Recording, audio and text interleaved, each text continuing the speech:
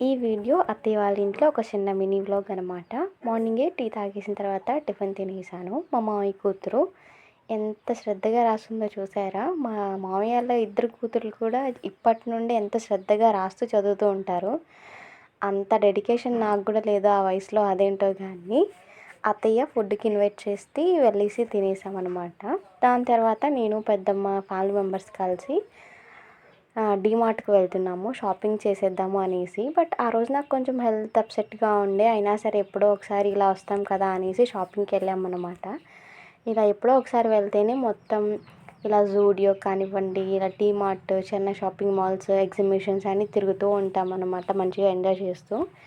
ఇంకొచ్చేసరికి late అయిపోయింది. అత్తయ్య అంతా కుకింగ్ రాదు, ఏమైనా సామాన్లు తీసుకొచ్చి మీరే కుక్ చేసుకోండి అనేసి చెప్పేస్తారనమాట. ఇంకా అంత శ్రమ ఎందుకులే అనేసి బయట నుండి తెప్పించారు పెద్దమ్మ.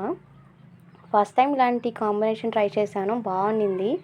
Pulao rice, gongura, chicken pakoda, chicken liver fry, chicken curry అంతా చాలా బాగుండింది టేస్ట్ అయితే.